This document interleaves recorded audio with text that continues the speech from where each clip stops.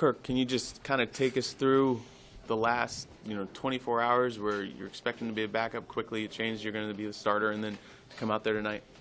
Yeah, I've learned in this league you got to be able to go day to day and react to whatever gets thrown at you. So in that sense, it's nothing new, and you just got to be ready to respond to whatever gets thrown your way.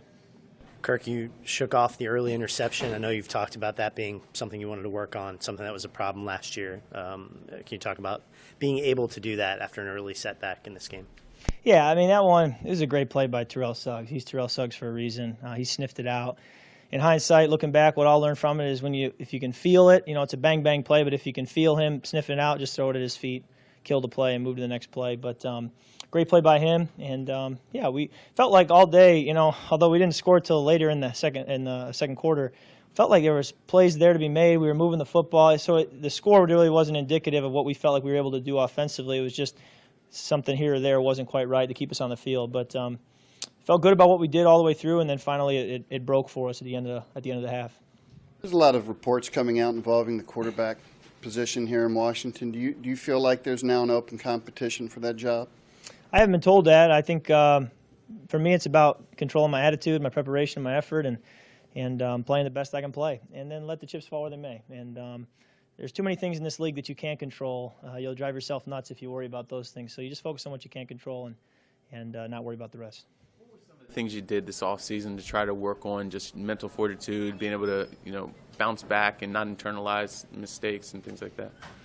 Yeah, I think did a lot of reading, read some books to try to gain some insight and gain some perspective, and I think it's still a work in progress, and it will be for my entire football career, my entire life. The mental game that's a whole nother approach that is something we're all challenged by, and certainly is a work in progress and a journey, but I feel more confident. I think just being now a fourth-year player as opposed to a second or third-year player makes a big difference too. You feel like you've been around the block. You feel like you've had some experiences that give you confidence.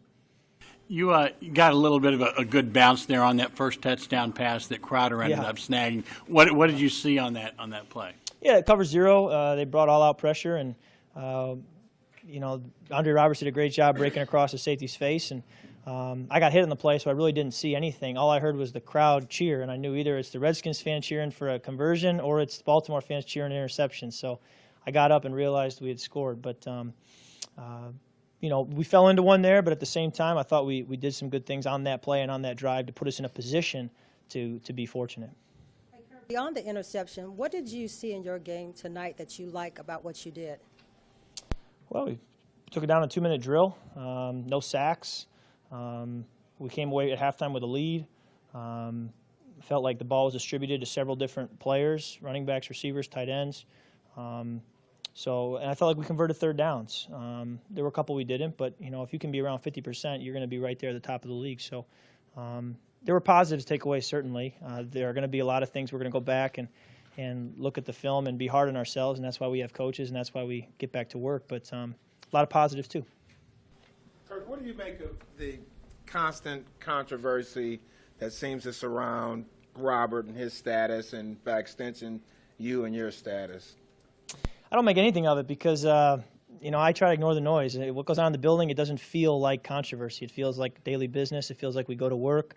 We get better as people, as quarterbacks, and I've never felt what goes on the outside, and I think it needs to stay that way for us to be able to have success as a team and for me to have success as an individual. That said, did you hear the report that they're preparing to start you for week 1? No, I didn't. No. Anyone else? Yes. You guys couldn't get it was a little bit of struggle getting the run game going there. What were the Ravens doing to make things difficult for you guys?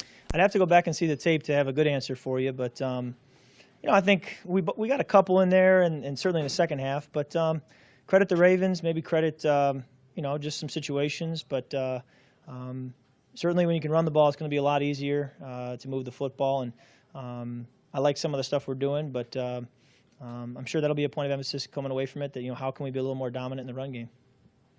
You talked several times, these last 4 years about always being ready. What are just some of the tricks that you've learned to maintaining that type of mental edge? You got to prepare like you're the starter. You got to treat it like you are the starter. Tell yourself that you're the starter, and then prepare accordingly. And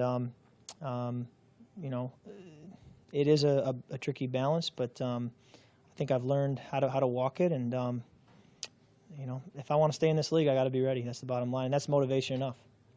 Thanks, Kirk. All right, thank you.